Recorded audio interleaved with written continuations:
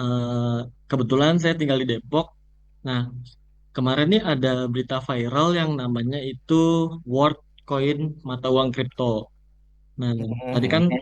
Pak Cepi itu kan bahas tentang cyber security ya. Mhm. Nah, WorldCoin mata uang kripto ini kan dikembangkan oleh For Humanity yang didirikan oleh CEO Open AI Ya. Sam Altman, ya kan.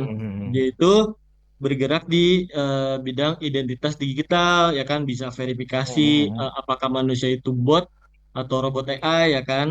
Nah, Mhm. dia itu melalui layanan scan mata, Pak, layanan scan mata. Mhm. Nah, dia pakai alat itu namanya Orb dan itu di daerah Depok dan Bekasi itu dia diiming-imingin oleh uang, ya kan? Nah, Mhm. saya mau bertanya tentang cyber security-nya. Menurut eh, maksudnya menurut si WorldCoin itu apakah efisien dan apakah kan beritanya itu yang beredar itu disalahgunakan. Nah, kalau misalnya disalahgunakan itu kan terkait dengan data pribadi ya, Pak. Mhm. Apalagi menggunakan scan mata. Itu gimana cara mengatasinya, Pak? Soalnya rata-rata teman-teman saya pada melakukan hal tersebut gitu.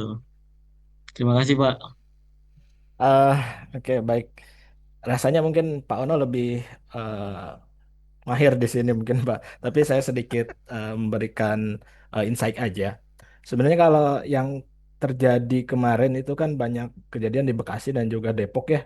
Banyak kejadian orang-orang scan mata dan itu disimpan di database-nya mereka untuk kebutuhan.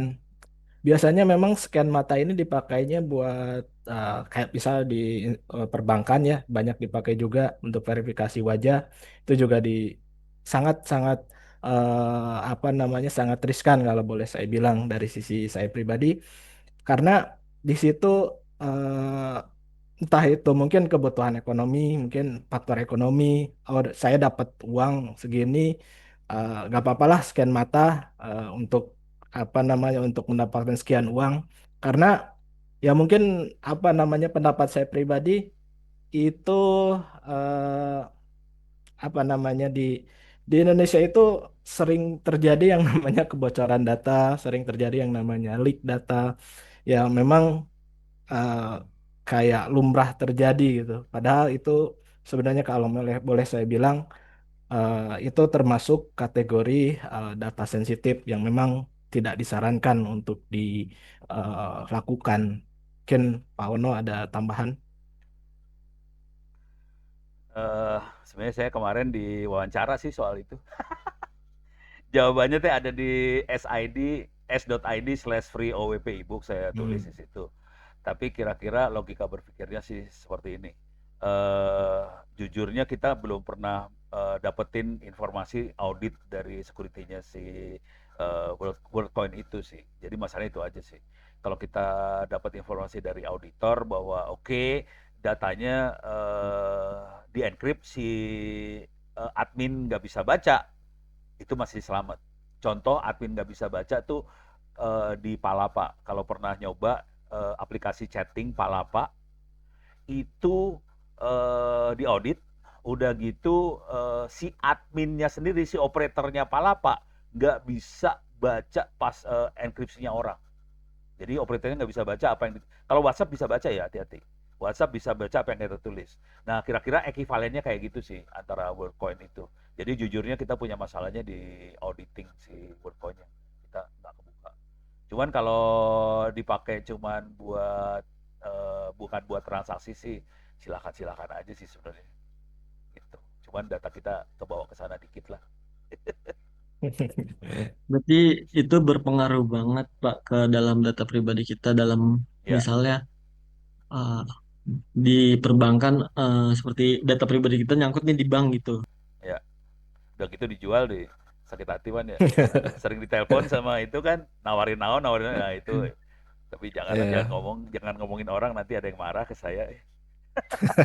Berarti cara cara cara biar data itu aman belum terpecahkan, Pak. Maksudnya data itu aman gitu, nggak bakal diapa-apain. Eh, Tekniknya ada, Cuman masalahnya apakah ada auditor yang sudah mengaudit dan hasil auditnya dibuka ke masyarakat, ke publik. Nah, itunya nggak ada. Jadi teknologi buat ngamaninnya ada sih. Cuman apakah itu dipakai bener apa kagak kan kita nggak tahu ya. Harus ada pihak ketiga yang mengaudit. Nah, itu yang nggak ada. Itu sih masalahnya di situ doang. Ya, baik Pak. Tadi jawaban Bapak itu ada di situs mana Pak? S yang tadi teh s.id/free minus OWP minus ebooks. Eh Oke. Coba saya lihat lagi ya. Saya sambil lihat ada WorldCoin kalau nggak salah saya upload tadi kemarin teh. Ada di bawah-bawah beren. Kalau nggak saya apa belum saya masukin kemarin ya. Ntar lihat lagi oh ada tuh. Ada kata-kata jawaban. Aja jawaban WorldCoin saya ini langsung aja ya URL-nya ya. Saya posting di chatnya. Bagikan, salin. Oke, saya akan posting di chat. Silakan baca di chat lah. Ya. Itu. Enter. Ya, besar. Mudah-mudahan udah keluar. Itu, sok mangga lanjut. Baik Pak, sebelumnya terima kasih. Sami-sami.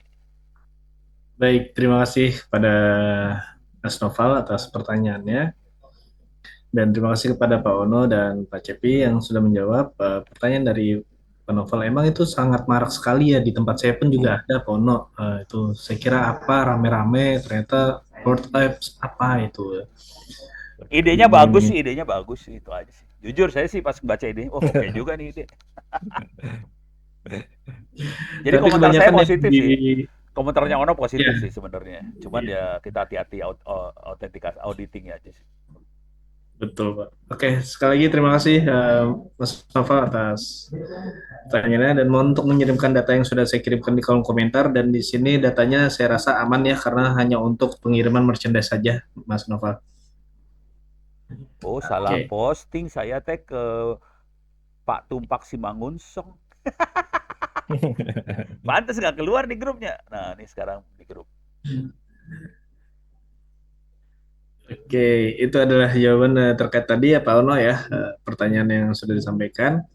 Terus kemudian di sini ada yang kedua kita berikan terlebih dahulu yang Resen Kastaman. Halo Bapak Kastaman. Halo Pak, selamat siang. Ya, selamat siang Pak. Assalamualaikum warahmatullahi wabarakatuh. Waalaikumsalam warahmatullahi wabarakatuh. Saya Kostaman Pak dari SMK Negeri 4 Kota Sukabumi. Ini saya mungkin eh, karena guru ya Pak dari Unsur pendidikan untuk pengembangan AI ini memang di sisi lain sangat dibutuhkan. Apalagi tadi Bapak sampaikan Mas Gibran juga sudah mungkin berpikir ke arah sana gitu ya Pak.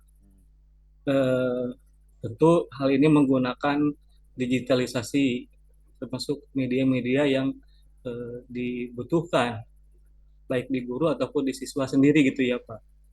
Namun di sisi lain juga dalam perkembangan globalisasi ini semacam negara lain seperti Swedia sudah mulai berpikir kembali ke media-media biasa konvensional pada berbagai tantangan-tantangannya. Sebetulnya sederhana yang akan saya tanyakan tuh pendapat Bapak dari Pak Ono saja. Ini bagaimana sih Pak? Apakah dikolaborasikan secara konvensional seperti dulu kita belajar dengan kertas? Saya kan seperti itu kan Pak. SMA, saya kuliah juga kebanyakan kertas. Dan mungkin perasaan lebih maksimal Pak, unsur mental, psikologis semuanya. Dan berbagai hal dampak negatif yang terjadi pada anak-anak kita sekarang gitu. Ya. Nah ini mohon pandangannya saja Pak. Saya tidak kontroversi, hanya membangun wawasan saja. Terima kasih. Assalamualaikum warahmatullahi wabarakatuh. Waalaikumsalam. Waalaikumsalam. Baik, Pak Ono bisa dibantu tanggapannya Pak Ono? Terima kasih. Pak Kostaman, nuhun pisan. Kalau pengen belajar kan komputer macam-macam ya. Kalau pengen belajar AI-nya aja buat anak-anak, paling enak pakai online sih. Punten, kalau AI. Jadi bisa dicari di Google, namanya Google Teachable Machine. Bahasa Inggris ya, Teachable Machine. Itu online, pakai grafik. Jadi anak-anak bisa klik-klik drag segala macam, sambung, nanti belajar. Ini nggak ada codingnya, bentuknya grafik. Jadi enak buat anak-anak. Itu kalau pengen belajar AI. Kalau pengen belajar logika komputernya, computational thinking, itu teh pakai tangan. Jadi tidak pakai apa-apa. Jadi ada yang namanya ilmu yang namanya computational thinking. Itu pakai tangan, pakai ngobrol segala macam. Itu ada kuliahnya, ada bahan kuliahnya di open course ada. Tapi itu bukan AI ya teteh. Itu bagaimana logika berpikir komputer. Contoh ini saya kasih contoh computational thinking. Jadi guru akan minta dua anak maju ke depan. Ada dua anak maju ke depan. Satu jadi komputer, satu jadi programmer. Bentuknya manusia dua-duanya, bukan komputer. Nanti guru akan bilang, coba programmer program komputer tadi buat sikat gigi. Biasanya kalau diperintah seperti itu, anak yang jadi programmer akan ngomong, komputer sikat gigi. Kan nggak bisa. Komputer kan bego ya. Nanti jadi yang benar programmer harus ngomong, komputer jalan ke toilet, ambil odol, buka tutupnya, ambil sikat gigi, dinaunkan teh, dipencet odolnya supaya keluar, ditaruh sikat gigi. Udah gitu arahin sikat gigi ke mulut, gosok. Nah, kayak gitu tah. Itu computational thinking. Dan itu yang lebih penting diajarin di SMP. Dari SD sih kalau bisa, SMP, SMA gitu. Itu kalau yang pelajaran cara berpikir komputer, bukan AI-nya sendiri ya. Tapi untuk pelajaran itu kalau mau lebih enak lagi, kita bisa ngajarin anak-anak programming. Namanya makanya APP Inventor 2. Saya ulang, APP Inventor 2. Ini yang bikin MIT, dan programmingnya teh pakai grafik, nggak pakai ngetik-ketik, tapi kepaksa harus pakai internet lagi. Jadi ada yang kepaksa pakai internet, bentuknya online. Kenapa dibikin kayak gitu? Supaya kita tidak install apa-apa di komputer. Jadi cukup pakai browser bisa belajar. Cuma nanti harus diblokir ya supaya nggak masuk ke situs-situs yang negatif. Satu lagi kita kalau saya saranin sih di awalnya harus belajar yang computational thinking. Itu teh pakai tangan aja sih. Itu Pak Kastaman. Mudah-mudahan kebayang ya Pak. Masih banyak sih ceritanya, ini waktunya sempit, banyak pertanyaan ini, kasihan Pak Ari. Nuhun Pak Kastaman. Oke, baik. Terima kasih Pak Kastaman atas pertanyaannya. Mohon untuk mengirimkan data di kolom komentar Pak Kastaman untuk pengiriman merchandise-nya. Terima kasih. Dan di sini ada dari pertanyaan yang selanjutnya. Banyak sih ya. Kono nggak ikutan. Baik, selanjutnya ini dari Hasanuddin, SMA N3 Subang, Pak Cepi. Saya mau tanya apakah penggunaan password email menggunakan kode tertentu dijamin aman?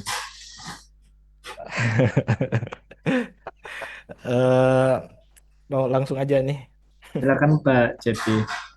Kalau untuk ini sebenarnya kalau untuk password dijamin aman, sebenarnya kembali lagi sih apa namanya, apakah password itu apa namanya disebarluaskan atau mungkin password itu berapa karakternya, itu ada standar khusus eh, minimum karakter yang bisa dipakai di seberapa kuat si password itu di email.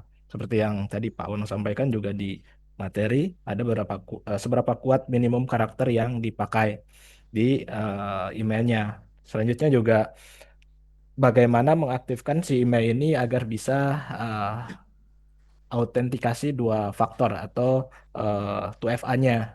Jadi kalau misal ada yang kebetulan akses email, itu bisa juga di eh, apa namanya aktivasi 2FA-nya. Jadi tidak langsung ketika login itu langsung bisa akses emailnya, bisa ada yang namanya autentikasi dua faktor. Jadi tidak langsung bisa login seperti itu.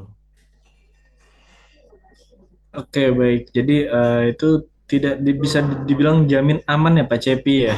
Ya, tergantung karakter yang dipakai. Biasanya minimum kalau di standar itu di 12 karakter sekarang. Oke, baik. Cuman Jadi kalau untuk kalau password yang hackernya jahat sih bisa jebol sih.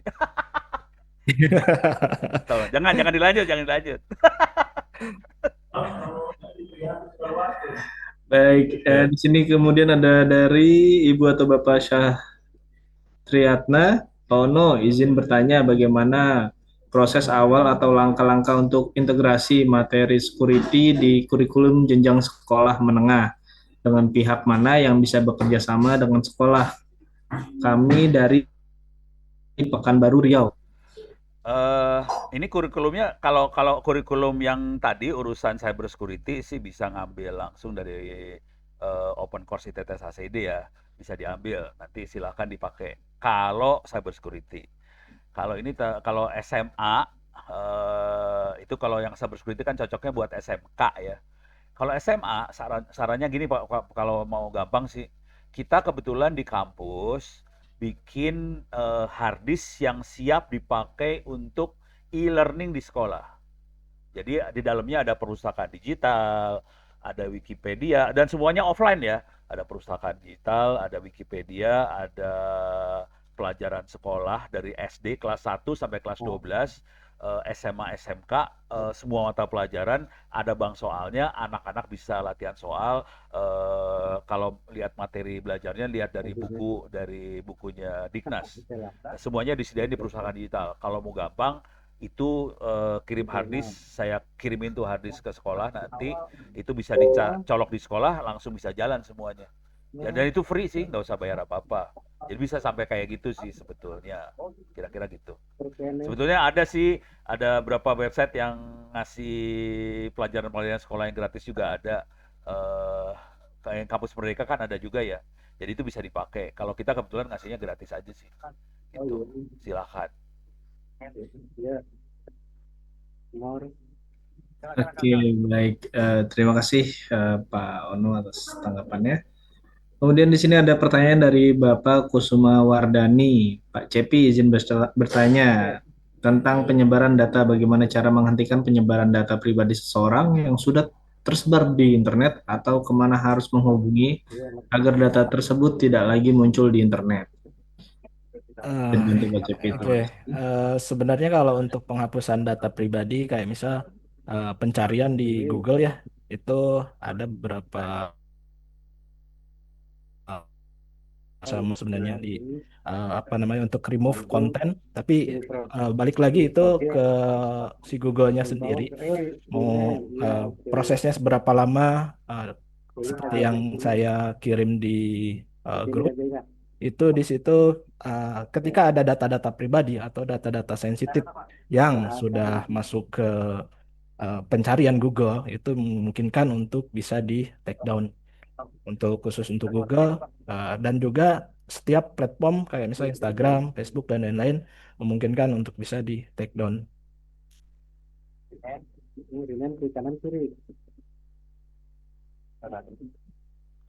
Ya, baik. Sebentar izin, sepertinya masih ada yang bocor suaranya.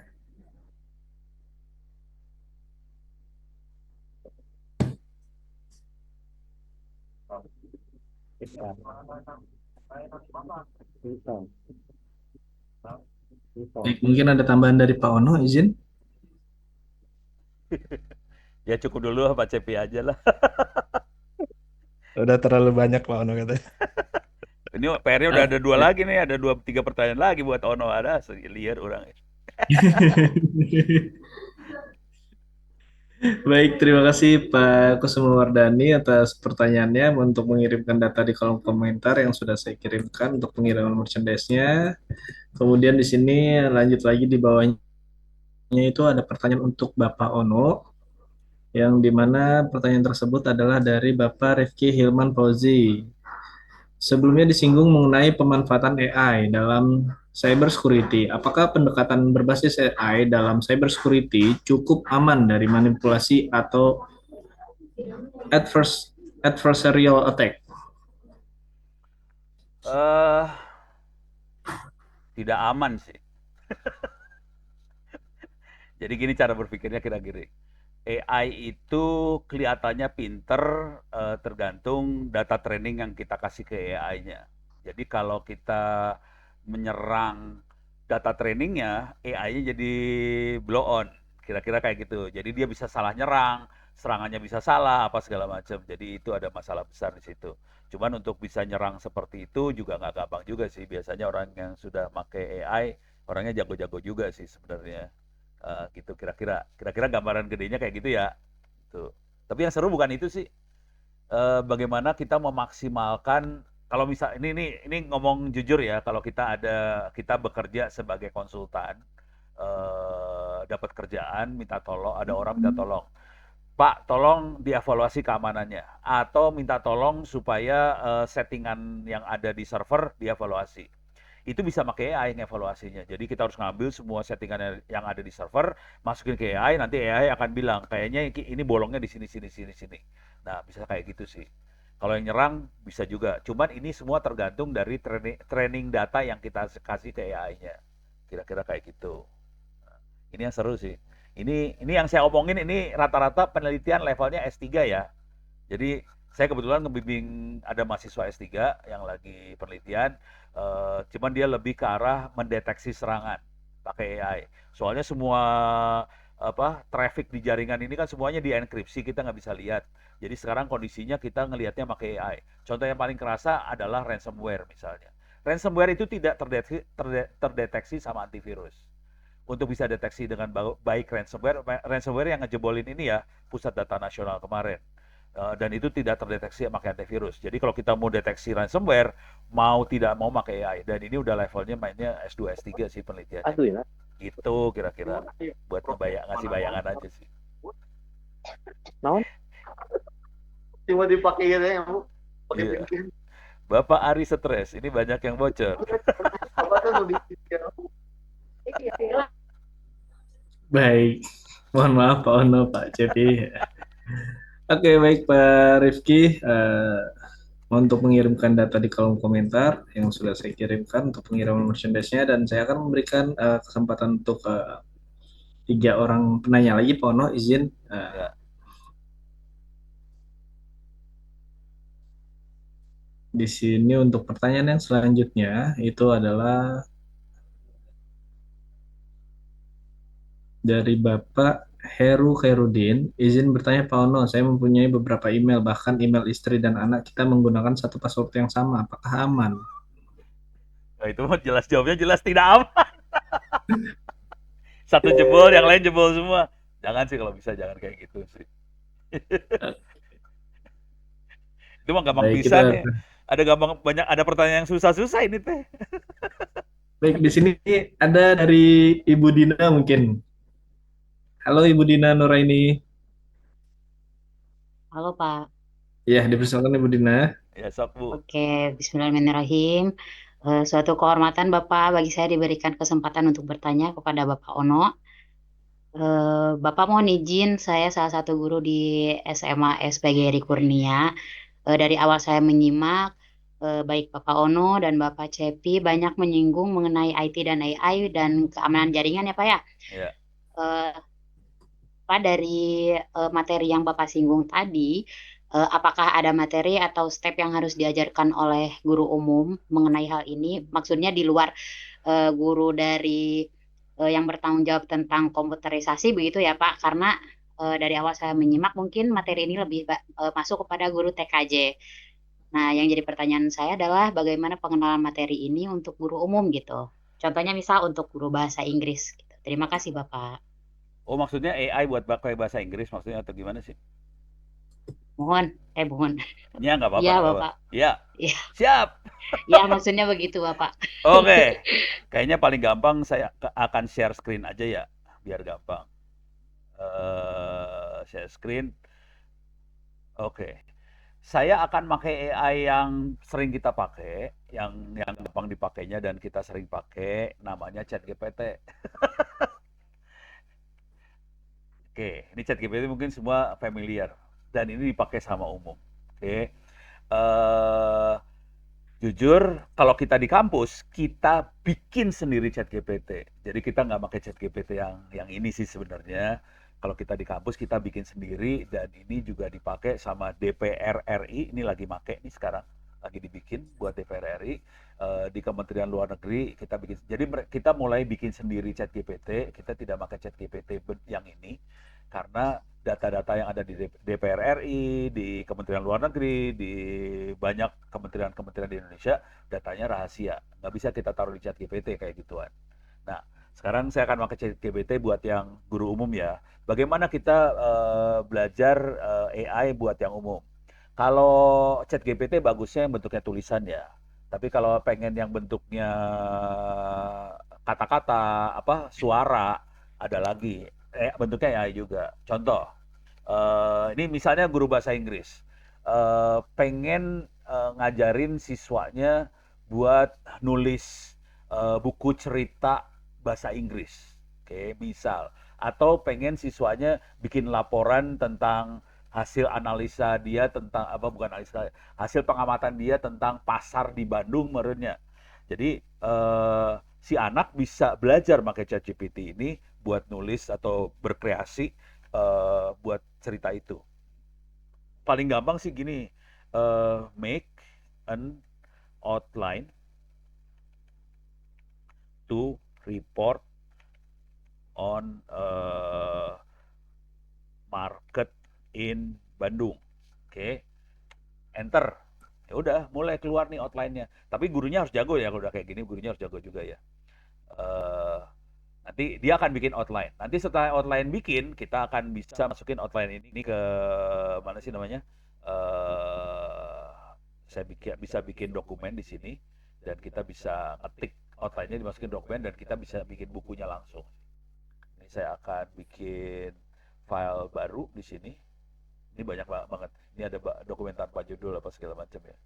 Ini banyak banget sih dokumen. Oke, ini agak lemot di sini. Mana tadi? Oke, mana? Kok mau ke bawah lagi? Tidak mau ke bawah. Kunaon ieu teh? Alah, sia. Tidak mau ke bawah, ini kunaon ieu teh? Alah. Oh, wait. Oke. Tidak mau ke bawah. Aduh. Wah, lagi lemot nih jaringannya parah nih. Oke, mudah-mudahan bisa jalan. Ini kosong. Ini tapi tidak mau ke bawah ini ya, saudara-saudara. Kunaon ya? Oh, ini dia mulai keluar. Nah, ini mulai keluar nih outline-nya. Jadi mulai keluar nih outline-nya. Oke. Ini saya bacain pelan-pelan ya outline-nya.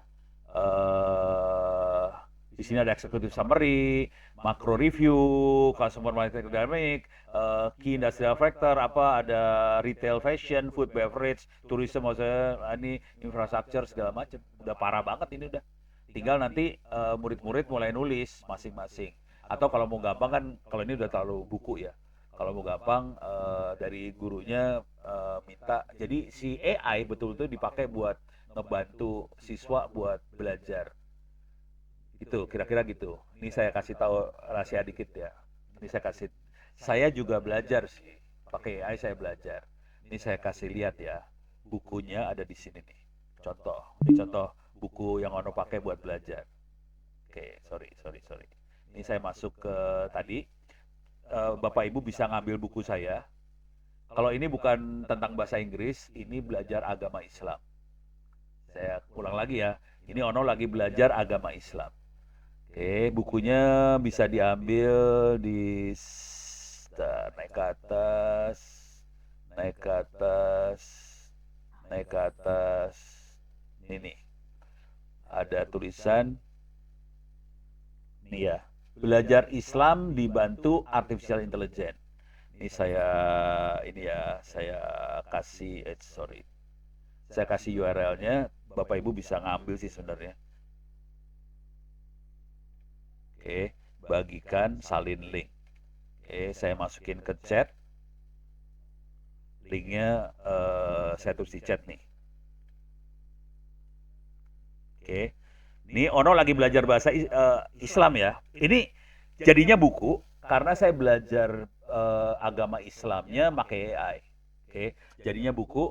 Saya akan coba, ini sudah saya download. Saya akan coba baca bukunya di komputer saya aja biar nggak berat. Soalnya itu lumayan, sekitar 140 megabyte. Saya akan naik ke atas. Nih sini saya klik. Mana nih? Oh no, oh no, oh no, oh no, oh no, no. Iya, saya buka. Oke. Belajar Islam dibantu Asosiasi Indonesia. Buku ini saya bikin karena saya belajar agama Islam pakai AI. Jadi saya belajar, lagi belajar, akhirnya saya nulis buku. Dan ini ada Bapak Ibu bisa ngambil nih. Ini bukunya nih. Mengenal AI dalam Islam. Apa itu AI, apa itu ChatGPT, cara singkat ChatGPT, apakah AI itu punya Tuhan, segala macam, terus apakah AI itu seorang hafiz, terus bagaimana belajar bertanya AI, bertanya tentang agama Islam ke AI, terus tanya jawab Islami dengan AI dan sebagainya. Saya akan klik sembarangan aja ya. Misalnya apa itu sunnah dan mengapa penting. Ini klik di sini. Nah, ini langsung dia terangin sunnah itu apa segala macam. Ini bukunya asli, bukunya sekitar 150 halaman. Silahkan dibaca. Ini buku dibikinnya pakai ChatGPT sebetulnya. Sebagian besar pakai ChatGPT sambil Ono belajar bagaimana kita menggunakan AI untuk belajar agama Islam. Dengan cara yang sama, kita sebenarnya bisa bikin buku bagaimana kita menggunakan AI untuk belajar bahasa Inggris. Bagaimana kita menggunakan AI untuk belajar biologi. Bagaimana kita menggunakan AI untuk belajar ekonomi dan sebagainya. Bisa jadi buku kayak gini. Sekarang saya buka rahasia. Eh, ada yang bisa nebak nggak? Pengen tahu aja, ada yang tahu nggak sih? Ada yang bisa nebak nggak? Silakan tulis di chat. Buku ini ditulis berapa lama? Ini 150 halaman ya. Silakan tulis di chat. Berapa lama waktu yang dibutuhkan untuk menulis buku seperti ini? Oke. Ada yang tahu? Ada yang bisa jebak? 2 menit, 5 menit, 2 tahun, 1 tahun, 1 hari, 356 hari, 15 menit. Yang menit salah, yang hari-hari salah, yang tahun salah. Buku ini saya tulis 12 jam. Jadi caranya saya tektokan terus sama ChatGPT, bikin outline-nya, cara berpikirnya kayak gimana, terus bikin ini, bikin itu, bikin ini, bikin itu, 12 jam selesai buku ini. Silahkan Bapak Ibu ambil bukunya. Itu. Di sini dia ngasih contoh-contoh ya, mengucapkan basmalah saat melakukan aktivitas, tidur dalam keadaan berwudu, hadap ke kanan. Ini contoh-contoh sunnah Rasul hasil karya ini ya. Eh, ini contoh pertanyaannya ya, contoh pertanyaannya. Contoh pertanyaan, udah gitu dia ngasih sunahnya seperti apa. Gitu. Bisa sampai kayak gitu sih. Kira-kira gitu sih. Gitu. Jadi bukan kita belajar AI-nya sih, tapi kita sebagai guru bisa pakai AI buat ngajar. Dan mahasiswa kebiasaan. Dan siswa bisa akhirnya pakai AI buat belajar. Gitu.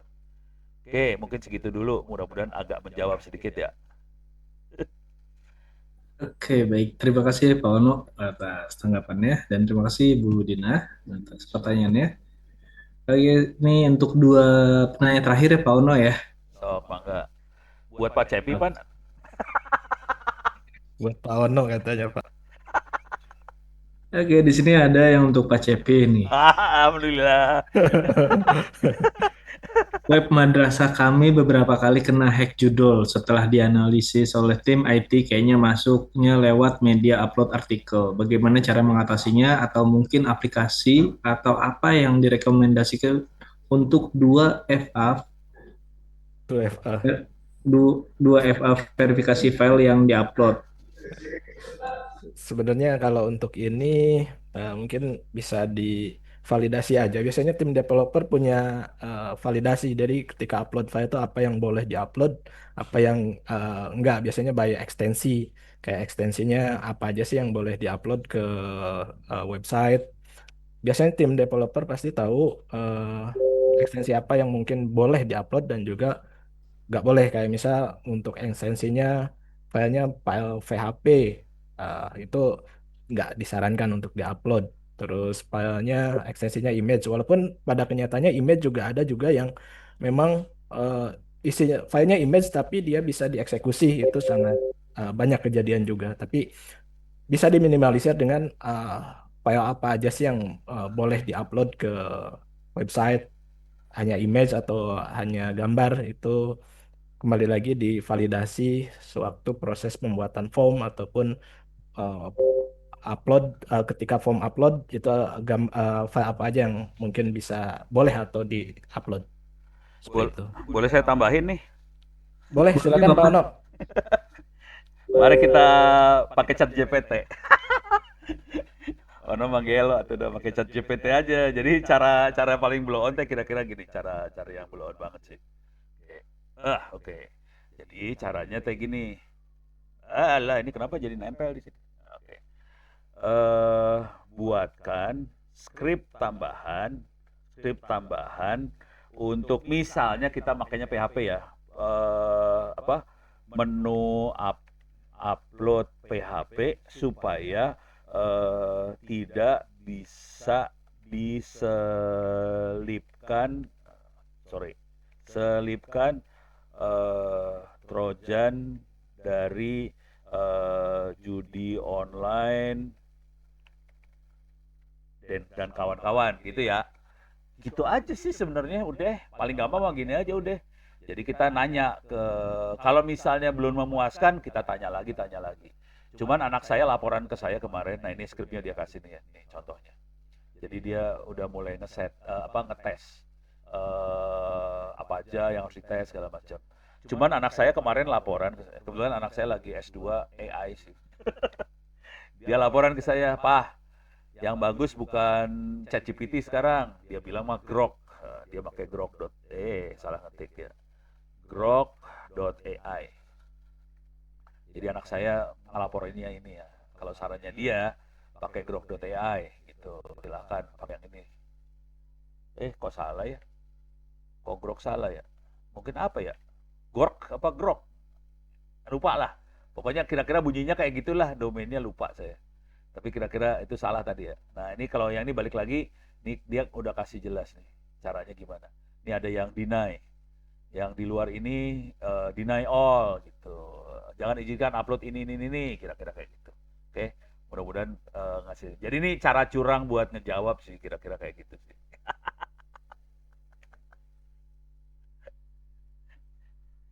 Oke, baik. Terima kasih Pak Ono. Dan di sini ada satu penanya terakhir, itu dari Mas Rahman Hakim ya. Ini kayak menarik pertanyaannya untuk Pak Ono. Sebentar, saya sampai ke distract jauh ini chatnya. Gara-gara nulis ya 1 tahun tinggal 65 hari. Langsung pening nyarinya. Gue demen dah. Itu deritanya Bapak Ari sebagai moderator nyari pertanyaan. Ya, Oke, baik. Tadi sudah ada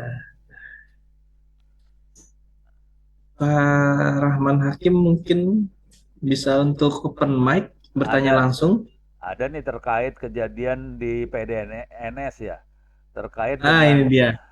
Terkait ketemu. dengan cybersec, kejadian yang belum lama ini insiden dengan PDNS 2. Menurut pandangan Pak Ono terhadap kejadian tersebut seperti apa, dan sebagai pakar cyber security. Ini ngomongnya jujur nggak ya? Tapi kalau kalau ya saya juga ngelihat langsung juga sih. Saya juga dapat dari teman-teman yang lain. Kira-kira kejadiannya karena mereka pakai VMware sih, pakai Windows. Yang awalnya dari situ. Pakai Windows, terus ransomware-nya bisa masuk. Karena dia bentuknya Windows, ya habis sama si ransomware-nya kayak gitu. Jadi ransomware kebanyakan dibuat untuk Windows. Untuk server yang Windows ya kalau masuk ya jebol habis di sananya. Kenapa bisa sampai seperti itu?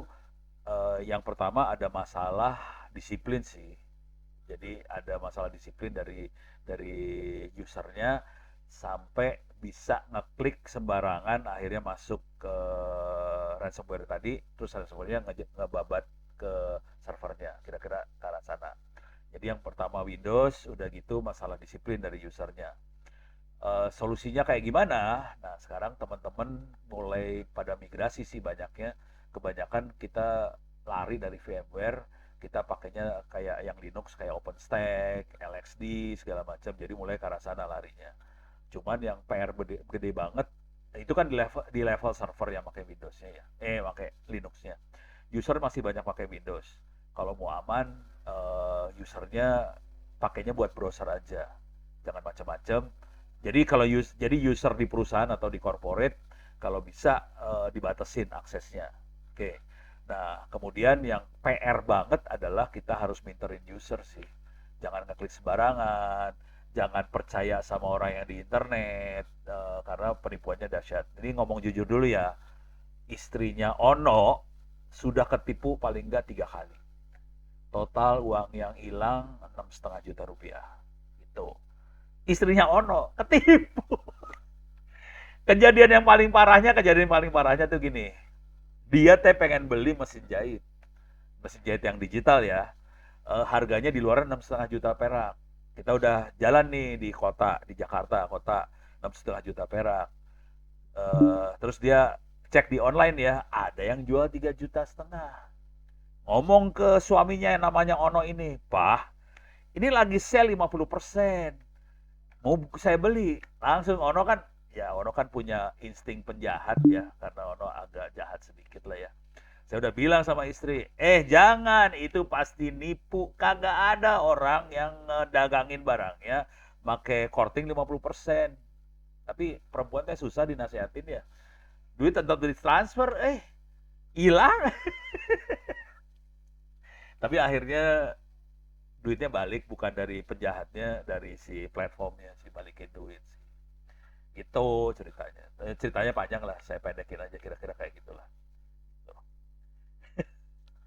Terus Baik, itu pengalaman pribadi Pak Ono ya. Jadi sebagai gambaran juga kita agar tidak mudah ya Pak ya. Oke, baik. Seperti yang tadi saya sampaikan, di sini ternyata sudah lebih dari 5 peserta yang bertanya, Pak, dan masih banyak pastinya yang ingin bertanya oleh Pak Ono dan juga Pak Cepi. Karena di sini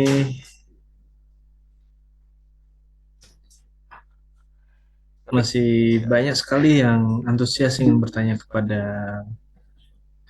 kedua narasumber kita hari ini. Namun, mohon maaf, sangat disayangkan kita keterbatasan waktu. Mungkin insya Allah nanti kita akan bisa bertemu langsung menghadirkan narasumber Bapak Ono dan juga Pak Cepi dalam kegiatan webinar langsung nantinya yang offline ya Pak Ono ya Pak Cepi ya. serius itu? Jadi ya insya Allah nanti Serius. baik. Eh, Karena kan sudah berakhirnya kegiatan kita hari ini, terima kasih atas antusiasnya yang sangat luar biasa, Bapak Ibu yang sudah menyampaikan pertanyaannya dan